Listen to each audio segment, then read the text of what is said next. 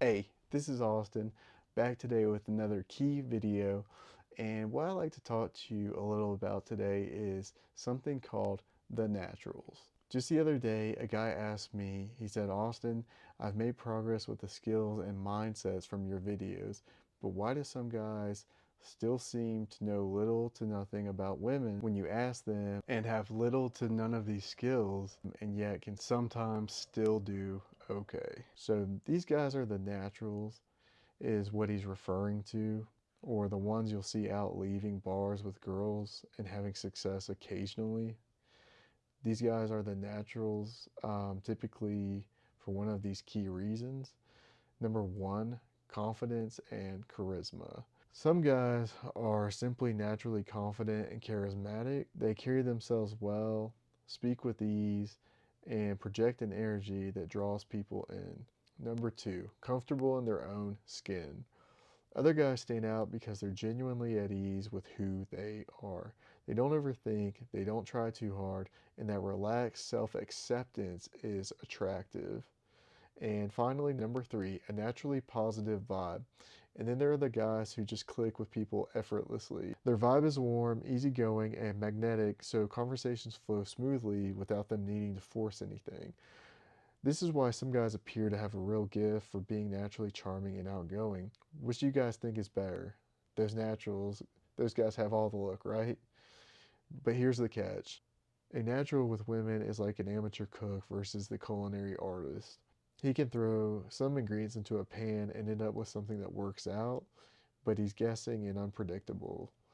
But the self mastered guy is the culinary artist who doesn't just throw things together, he understands the recipe, timing, the rhythm of the heat, the subtle balance of textures, and creates something incredible every time. What looks effortless to others is actually the result of deep knowledge, practice, and intuition. The difference is the natural success feels like a lucky strike. Sometimes it lands, other times it doesn't, and he can't explain why. The self mastered man's success is like clockwork, precise, repeatable, and built on understanding, practice, and mastery, making it inevitable every single time. Let's show you what happens when you go up confident and the girl turns you down. A major issue with the naturals is, you'll see this a lot of times with them, is they can hit a wall and have no idea how to fix it right, or everything has to be going perfectly for it to work out for him. Now, in this scenario or moment, what would a lot of inexperienced guys do, or even naturals? Probably freeze, right? Maybe stutter something like, I'm sorry, or try even harder, instead of staying calm and non reactive. Or now, sometimes I've even seen guys take things that they'll say as a hard rejection when it's really a soft one and just walk away. There was a guy that asked this girl for her name and she looked up and said, I'm here with my friends. And he said, oh, okay, and walked off.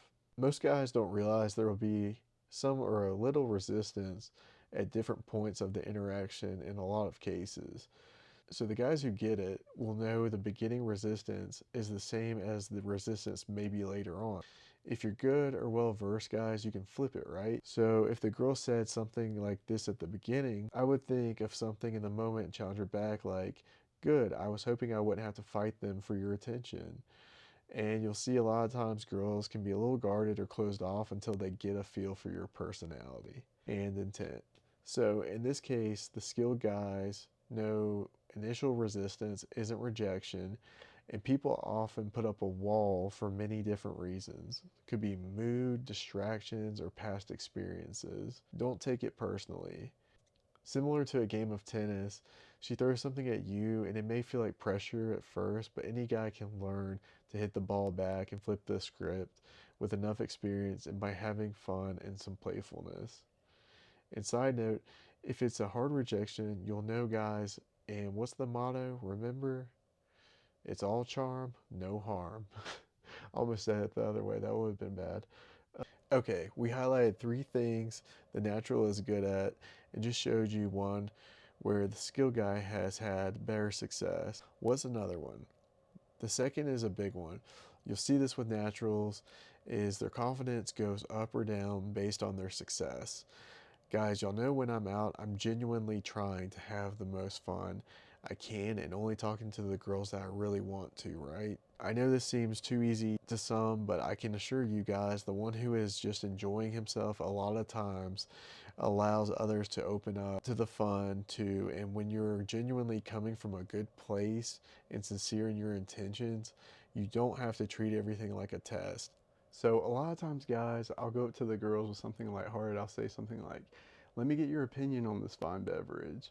Or another one I've been doing lately is I'll bump into the girl, and then my reaction will be something like, "Like you want to fight," something like that. And then the one I've been doing most recently is I've been like stumbling or like tripping right in front of the friend group, and you'd be amazed at how much you can get away with when you have just all the girls laughing their asses off, thinking finally somebody fun. The last benefit of the natural I see though is guys like this are not usually in their head. Well, if everything goes to plan or works out easily, some guys just don't think about everything that could go wrong, which allows them to come across better. The reason I spend a lot of time talking about what's being said, guys, in the interactions is because one of the best skills you can have as a guy when going out and meeting new chicks, it's your height. No, just kidding. Really, what it is, guys, it's what you say. Now, most of the time, guys, the reasons I had success at first, I was able to bring the party, and I am genuinely am trying to have the best time and sincerely meet women. And last, I was able to strike up a conversation with girls. Just sometimes that's 45 minutes to an hour or more, and just go through to the end of the night. So now this is where I try to focus or highlight holding frame or flipping the script and just enjoying meeting new people. Guys, I can't tell you how many women have told me that they left the bar or came back with me, not just because of my looks or height, but because I could just carry on the conversation. You gotta get used to speaking to the girls where you can talk to them for, at least 30 minutes or more. That's really gotta like come up. Not really like worrying about everything you're saying. Like forget that. Just what you want to do is like have as much fun as you can and don't worry so much about what you're saying. But at the same time, if you can't hold like a simple conversation or at least talk to a girl for like 15 to 20 minutes and get that up to like 45, then you're missing out on a lot of chances. This is why I find when you really enjoy meeting new people, it feels more like a game and not so technical. That is one common issue you'll see with the new guys. There's so much information out there, and sorting through it can be a challenge until you have some experience to know what's really helpful and beneficial or not to meet you at your level. Some guys will overthink or worry about everything. The girl didn't like them because their outfit or being super technical down to how they're holding their drink. I like to think of it as a video game where I'm leveling up and I treat content like supplements in the gym, and going out is the gym. I'll just say it works best if you don't overwhelm yourself and play to your strengths like the natural, but as you have issues or as you get feedback, go with the content that will meet you where you're at. That way you don't try to learn it all at once because that usually ends up stifling guys or keeps them from success. Whereas if they could just speak a little bit and enjoy themselves, they'll do better.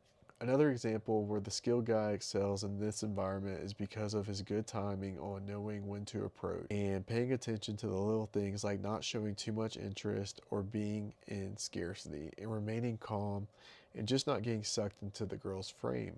And tying it all together, the final advantage of the skilled guy, as you can probably guess now, is he knows how to escalate the situation from meeting to leaving consistently and dealing with a little resistance. Now, I don't want to undervalue the technical skills too much, but when I'm out, I leave that at home. And as a smart guy once said, it's like playing a video game. Nobody ever reads the instructions first, and you start off playing and see how far you can go naturally.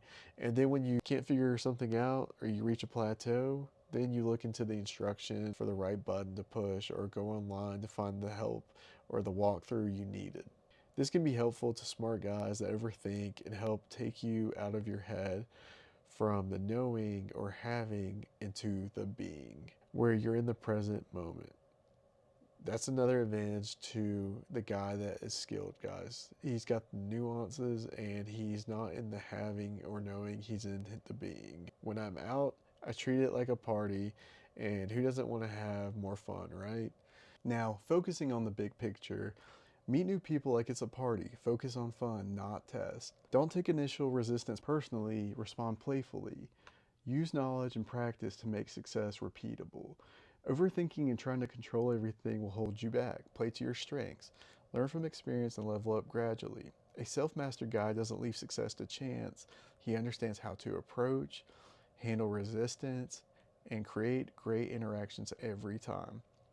Now, some men read their sons' bedtime stories, others read them their own bedtime escapades, fighting back against the soy boy epidemic one night at a time.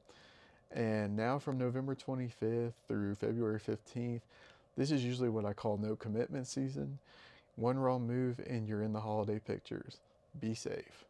This is Austin helping you win like a cheat code to your favorite game, or like Alabama under Nick Saban. Stay tuned and we'll see you on the next level.